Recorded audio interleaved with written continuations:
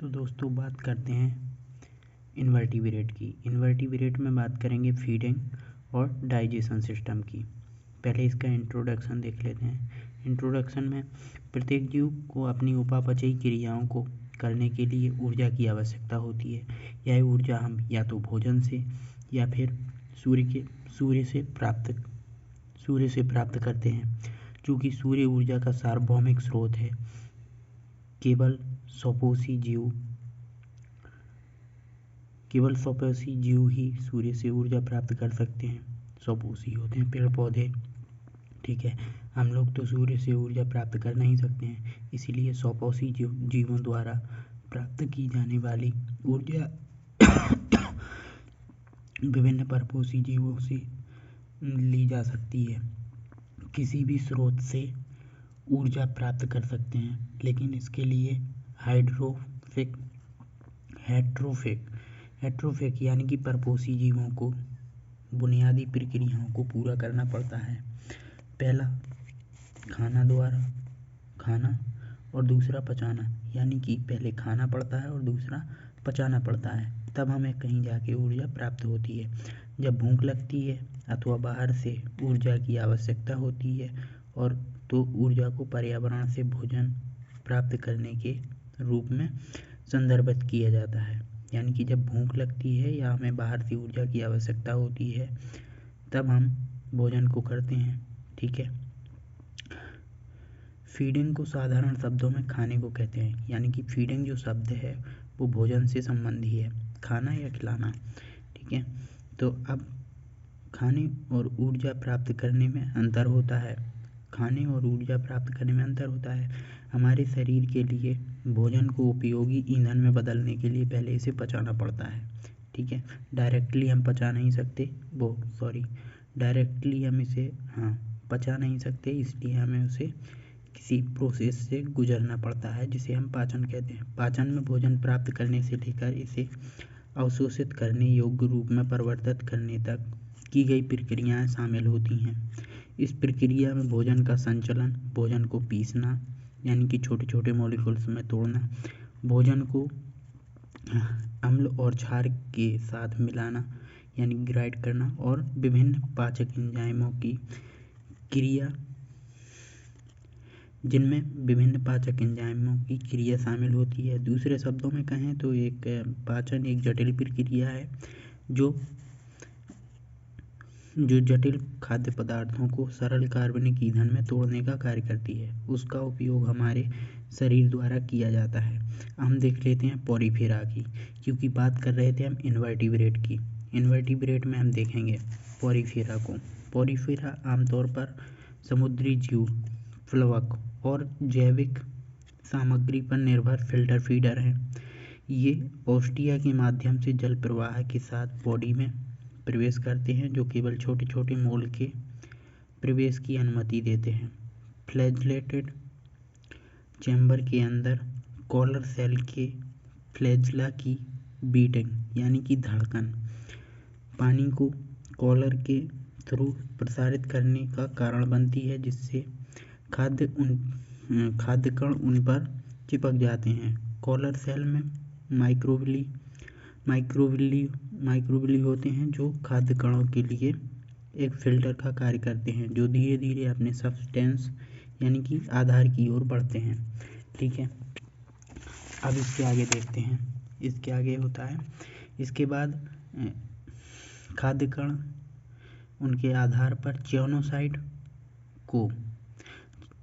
कोनोसाइड की स्यूडोपोडियल क्रिया द्वारा निकल जाते हैं और फिर भोजन रिक्तिका तक ले जाते हैं। Choanocytes single layer flagellated collar cell हैं, ठीक है। फूड कैविटी जो होती है इनका एनवायरनमेंट पहले अम्लीय होता है और फिर क्षारीय हो जाता है। यहाँ भोजन का आंशिक पाचन होता है और आंशिक रूप से भोजन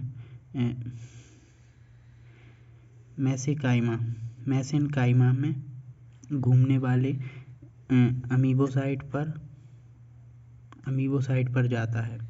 अमीबोसाइट के अंदर पाचन पूरा हो जाता है, ठीक है, और भोजन के बहिर्वाह जल प्रवाह के साथ अपचित भोजन समाप्त हो जाता है, यानी कि जो वाटर का फोर्स होता है या फ्लो होता है उसके साथ अपचित भोजन समाप्त हो जाता है, यानी कि बाहर निकाल दिया जाता है। ठीक है। अमीबोसाइट्स पचे हुए भोजन को बॉडी के अन्य सभी सेल्स में डिस्ट्रीब्यूट करते हैं, जबकि उनमें से कुछ थीमोसाइट भविष्य में डिस्ट्रीब्यूट कर देते हैं और भविष्य में उपयोग के लिए संग्रहित करते हैं। स्पंज में कई एंजाइम अलग किए गए हैं, जिनमें प्रोटीन, स्टार्च और वसा को पचाने वाले एंजाइम शामिल हैं। इसका कहने का मतलब ये है कि जो ये थीमोसाइट्स होते हैं,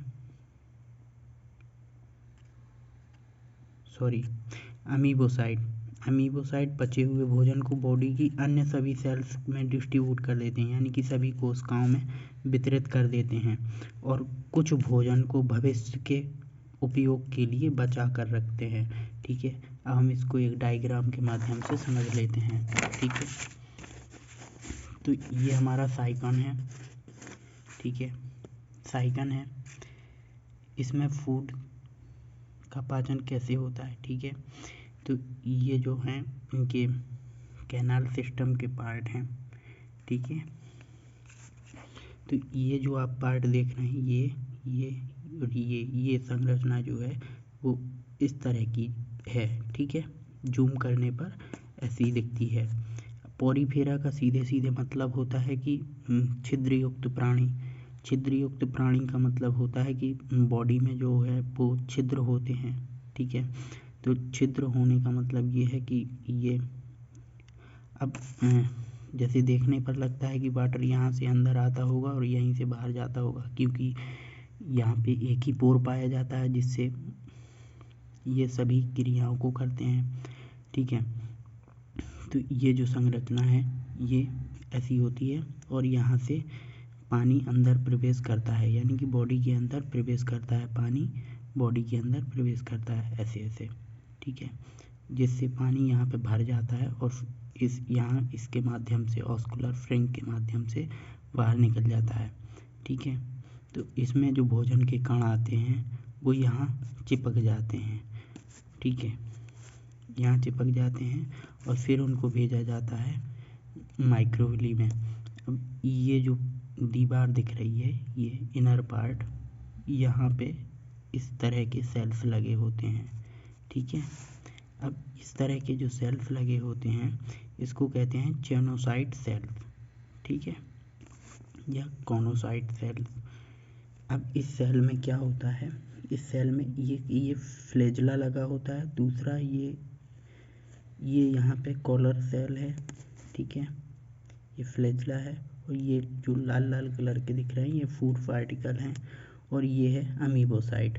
यहाँ पे भोजन का पूर्णतया पाचन हो जाता है। पहले यहाँ से भोजन अंदर आता है और ये जो इसकी फूड कैविटी है इसका पहले क्या होता है कि ये अम्लीय हो जाती है, यानी कि एसिडिक हो जाती है, और फिर बाद में क्या होता है, बाद में हो जाती है एल्कलाइन, यानी कि क्षारीय हो जाती है। क्षारीय हो जाती है तो यहाँ पे जो ये फूड पार्टिकल होते हैं इनका आंशिक पाचन हो जाता है। आंशिक पाचन हो जाने के बाद इसको अमीबोसाइट में भेजा जाता है। अमीबोसाइट में इस भोजन का पूर्णतया पाचन हो जाता है और इसे बाहर निकाल दिया जाता है। ठीक है, और यहाँ यहीं से भोजन का वितरण पूरी बॉडी में कर दिया जाता है, पूरी बॉडी की सेल्स में कर दिया जाता है, और भविष्य के लिए थोड़ा बहुत भोजन यहाँ पे बचा के रखा जाता है। ठीक है, ये हमारा पूरा चित्र है। ठीक है, तो मिलते हैं नेक्स्ट वीडियो में। नेक्स्ट वीडियो में हम किसी और संघ के मतलब पॉरीफेरा के अलावा किसी दूसरे संघ के प्राणी के बारे में बात करेंगे और उसमें देखेंगे कि फीडिंग कैसे होती है। ठीक है।